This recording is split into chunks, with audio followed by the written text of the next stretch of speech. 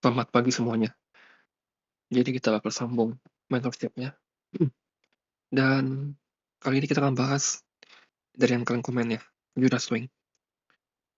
Judas Swing itu nggak limited di 930, enggak. Jadi idenya Judas itu adalah fake run ya, atau palsu. Logika sederhananya adalah Judas itu adalah pergerakan palsu yang melawan naratif atau bias kamu. Sesimpel itu. Bias kamu ke atas, tiba-tiba ada gerakan ke bawah, maka itu Judas. Bias kamu ke bawah, lalu ada tiba-tiba gerakan ke atas, maka itu juga Judas. Konsep AMD, akumulasi, manipulasi, distribusi. Ini adalah Judas. Kenapa bisa ke bawah? Karena biasnya ke bawah. Naratifnya ke bawah. Sehingga gerakan pompa ke atas seperti ini, inilah adalah Judas atau manipulasi. Jadi semua gerakan manipulasi itu adalah Judas. Gimana cara kamu mengantisipasi Judas? Satu, lihat dulu naratifnya apa dan biasnya. Kalau ke atas, ya berarti apapun gerak ke bawah menuju POI kamu, berarti itu adalah Judas. Yang kedua, kamu bisa pakai elemen time. Misalnya, ya, saya berikan contoh misal seperti ini. Bias kamu ke atas, oke. Tiba-tiba ini, rasanya ini Asia High, eh, ini fair value gap. Nah, ini ada Asia Low. Nah, deket London Open, jam 2, tiba-tiba begini nih, jepret ke bawah. Bias kamu ke atas. Menuju jam 2 ada gerakan seperti itu sebelum London Open. Artinya apa? Retail udah kepancing buat sell on breakout. Karena bagi mereka ini adalah pola downtrend. Lower high, lower low, lower high, lower low, dan seterusnya. Nah, ketika itu masuk, itulah Judas. Judas pre-open London. Nah, tapi nggak selalu seperti ini. Gitu loh. Ini kan cuma salah satu contohnya aja. Makanya Anda perlu logika, bukan artinya setiap sebelum London gitu ya. Misalnya jam 1.50 atau 1.40, oh, harga turun. Ya udah, pas London Open aku buy. Enggak, enggak begitu konsepnya. Ya, kamu coba aja lihat NQ pas Jumat kemarin. Itu dari London, dari Asia, ya pokoknya dari Asia dia turun terus. Dari jam 1 dia turun terus ke bawah. Jadi ini cuma contohnya saja. Jadi kamu perlu logika itu. It's very simple logic. Dari situ kamu bisa membedakan mana investment, mana shift in market structure, seperti itu. Ya, kalau kalian merasa istilah terlalu banyak, itu kalian yang bikin sendiri istilah itu ribet. Kayak misalnya kamu nanya bedanya shift sama investment apa, itu kan logik dasar doang. Kenapa itu bukan shift, kenapa itu udah sesimpel itu kan. Kalau itu bukan shift, berarti itu adalah IDM, selesai. Kalau itu shift, maka itu kan IDM. Berarti tugas kamu adalah mengidentifikasi, ya kenapa itu kan shift. Maka akan langsung kejawab bahwa itu adalah investment, beres. Nah, orang-orang tuh selalu mikirnya gini, IDM artinya apa? Ciri-cirinya gimana? Shift, ciri-cirinya gimana? Nah, itu yang bikin kamu lama belajarnya. Jadi kalau ada satu kata, kamu langsung cari premisnya, ya. Premisnya, kamu langsung cari arti positifnya sama arti negatifnya. Gitu loh. Contohnya, bumi itu bulat. Ya udah, berarti langsung negatifnya adalah yang bumi tidak datar. Kamu jangan tanya, ya, apa bukti bumi tidak datar? Iya, ya buktinya adalah bahwa bumi itu bulat. Ngerti nggak sih? Jadi kamu tuh punya bukti kan, bahwa bumi itu bulat. Tapi kamu tanya balik, apa bukti bahwa bumi tidak datar? Ya itu kan sama aja kayak kamu nanya, ya udah mana bukti bumi bulat? Nah, hasilnya kamu jadi bingung sendiri. Kamu menganggap bahwa bukti bumi bulat dengan bukti bumi tidak datar, ya, itu salah. Bukti bumi bulat, ya, dengan bukti bumi datar, enggak, iya, benar-benar, sorry, kesatuan yang pertama, bukti bumi bulat dengan bukti bumi tidak datar. Itu sama kan sebenarnya. gitu loh. Atau even kamu juga bisa berpremis seperti bumi itu bulat, ya, buktinya ada, terus kamu minta lagi bukti bahwa bumi itu datar. Ya, buat apa? Gitu loh. Karena kalau bumi bulat itu udah pasti nggak datar. Ngapain kamu minta lagi bukti kalau bumi itu datar? Padahal udah jelas ada bukti bumi itu bulat. Misalnya seperti itu. Ya, jadi kamu udah tahu shift itu seperti apa, kriteria seperti apa, logikanya seperti apa, maka udah otomatis kamu tahu gimana yang bukan shift. Inilah inducement, IDM, seperti itu. Jadi kamu tuh kalau belajar harus begitu. Itulah namanya pengertian tersirat, bukan tersurat. Nah, yang diajarin itu selalu yang tersurat. Yang tersirat kamu harus pikir sendiri. Itulah gunanya logika. Oke? Nah, sekarang kamu lihat kalau seperti ini. Ini kan ekspansi, koreksi, ya, ekspansi, koreksi nih. Ada fair value gap. Berarti harapannya apa? Ekspansi lagi, karena harga turun tidak bikin imbalance sell. Ini mudah sekali naiknya. Nah, menuju imbalance itu geraknya turun. Jadi gerakan ini pasti judas. Nah, tinggal kamu marking POI-nya seperti ini. Oke, FVG itu mau diisi gimana pun tuh nggak peduli. Ya, bukan artinya kalau misalnya, oh ini isinya dalam, oh ini isinya penuh, bakal gagal. Nggak ada. Nggak seperti itu. Ya, itu ngaco yang ajaran gitu. Yang penting selama pudinya masih berada di dalam gap, itu masih valid. Dari sini, kamu tinggal ke M5. Ya, kamu lihat harga turunnya itu low resistance. Ya, di sini classic and destroy. Ya, itulah pentingnya tunggu sesi London. Kamu kalau maksa entry di Asia ya, atau sebelum London, ini kamu pasti bakal bakal kena nih. Kamu mungkin akan kena jebakan sell di sini. Oke? Nah, sekarang ini adalah London High. Ini adalah London Low.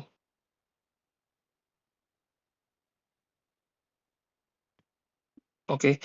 Nah, London Low itu keambil. Oke, kamu bisa bisa lihat ya. Nah, ini. Ini yang suka orang salah nih. Kamu lihat ya. London Low itu keambilnya di sini.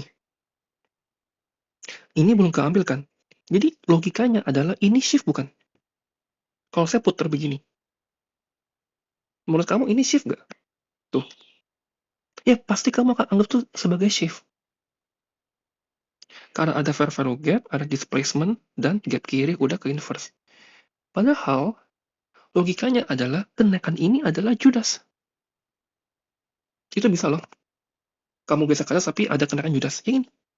Karena logikanya, lebih prefer low ini diambil. Equal itu diambil. Terus gimana supaya aku yakin kok bahwa itu kayak bakal diambil deh? Ya tunggu aja. Tunggu New York Open. Lagi pula target kita masih di sini. Kalau misalnya memang dia naik, ya udah nanti dari 7573 ke 7605 itu kita bisa cari setup OTI.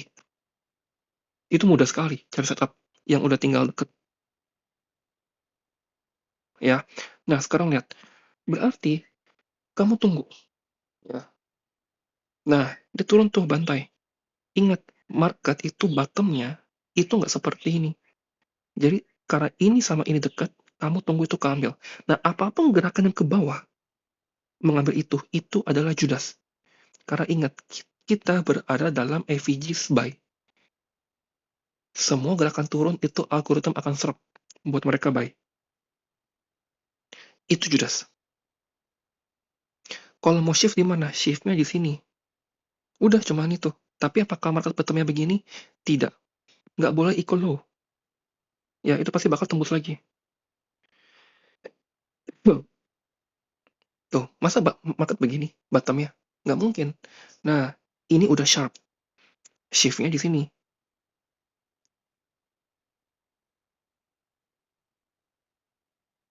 Nah, tuh. Ya dia turun sekali lagi. Ya itulah kenapa jangan buru-buru pakai CISD, jangan ambilin tiket SMT.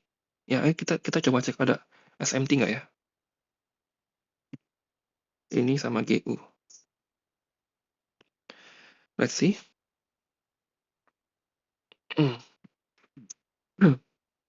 Nah ini, kalau saya potong begini, SMT nggak? Coba aja lihat. Lihat dulu. Coba lihat lagi. Kalau yang baru belajar, pasti akan langsung anggap ini sebagai SMT. Saya jamin, udah percaya aja. Karena mostly mereka yang pakai SMT itu, mereka tuh nggak belajar konsep dasar divergence yang di bukunya Martin Pring tuh.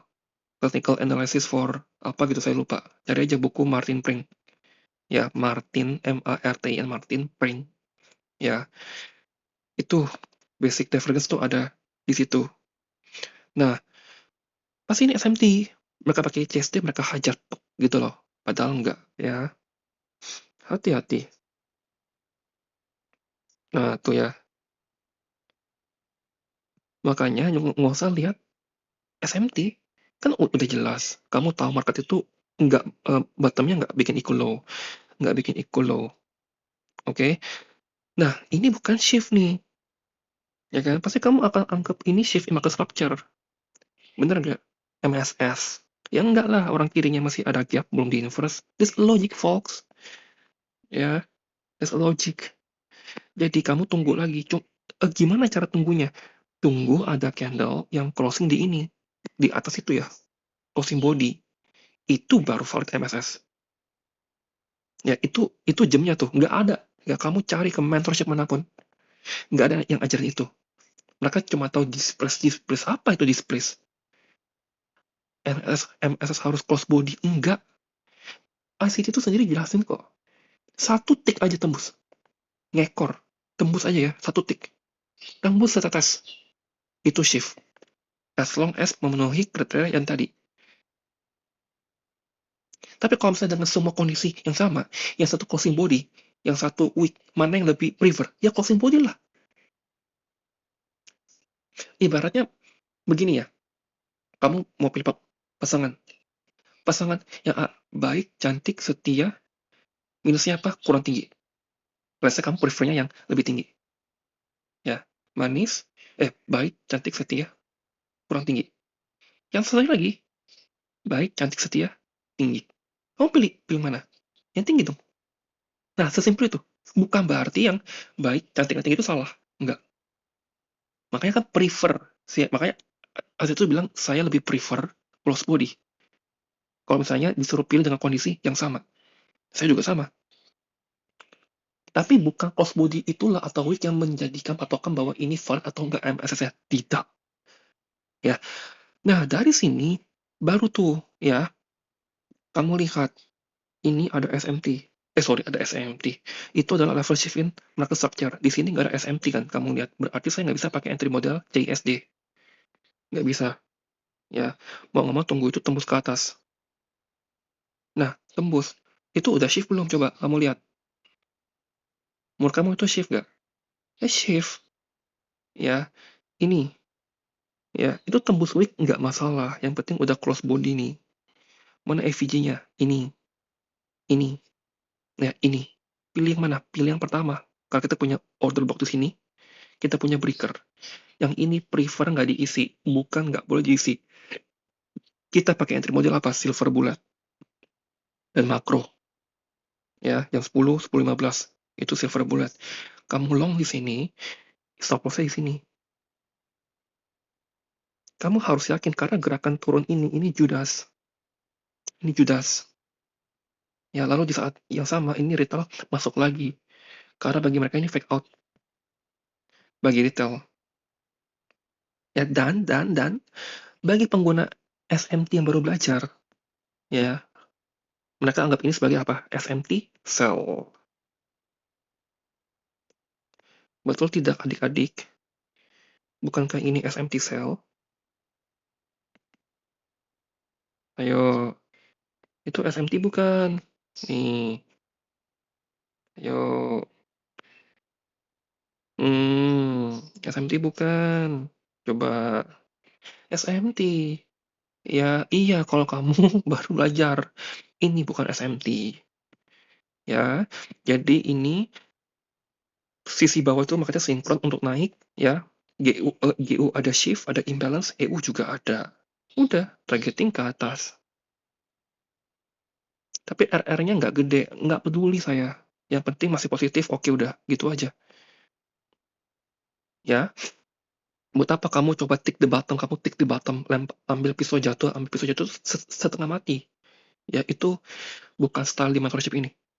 Ya, nah turun, ya, lalu masih turun sekali lagi. Nah, I'm gonna teach you something. Ya, listen. Ini ada di mentorship 2022 ICT, dan dia juga udah jelasin. Ya, buat kamu-kamu yang bingung. Ya, ada dua gap, saya harus pilih yang mana. Ya, pilih yang pertama. Ya, mau kamu entry di sini, mau kamu entry di sini, kamu entry di order block, entry the breaker, stop loss-nya buang di sini. Clear? Jadi, stop loss itu udah paten di situ. Nah, tinggal konfirmasinya aja kan, supaya kamu yakin. Kalau ada dua gap, kita prefer nggak limit di sini. Kenapa? Takut nggak dijemput. Cuma itu alasannya. Jadi, fokusnya adalah di sini. Oke? Once kita masuk ke gap ini, oke? Dan dia bisa reject ke atas, nge-inverse atau cross balik di atas gap ini, maka itu 8/10 kita nggak akan turun lagi. Gap itu yang penting. 8/10 kita nggak akan turun lagi. Close di atas, langsung, ya aduh, keburu jalan, ya. Langsung SL kamu pindahkan ke low ini. Jika ada SMT, itu lebih baik. Ada nggak? Ada tuh. Bisa lihat ya. Gitu. Jadi SMT itu kamu butuh sesuai dengan bias kamu. Kamu bisa lihat kan pukulan terakhir di gap ini? Kita akan lihat ke M1. Nah,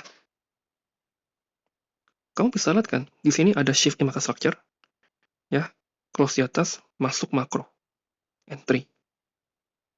Jadi makro itu intinya adalah kejar inefisiensi, bukan sekedar imbalance. Karena kalau kamu ke M5, kamu nggak melihat ada fair value gap-nya. Hanya ada gap ini kan, reclaim fair value gap. Itu juga bisa dipakai, intinya inefisiensi. Boleh nggak aku lihatnya sebagai, oh ada BPR kok? Boleh. Tapi ada yang lebih penting daripada BPR ini, ya ini, gap ini. Karena gap ini sudah menjadi balance, price range. Jadi kamu bisa long di sini, stop loss di sini, TP di atas. Ingat, ya, yang penting apa? Efisiensi trade. Secepat apa 2R itu? 1, 2, 3 doang. Cuma 3 menit, gila nggak? 1, 2, 3, beres, 3 menit, selesai, I'm done, 2R. Bye, tidur. Itu yang kamu mau. Itu yang harus kamu latih. Jangan 6 jam, 7 jam, ngapain 8 jam. Seperti itu. Oke? Jadi itu tentang Judas Fake Run. Semoga bermanfaat.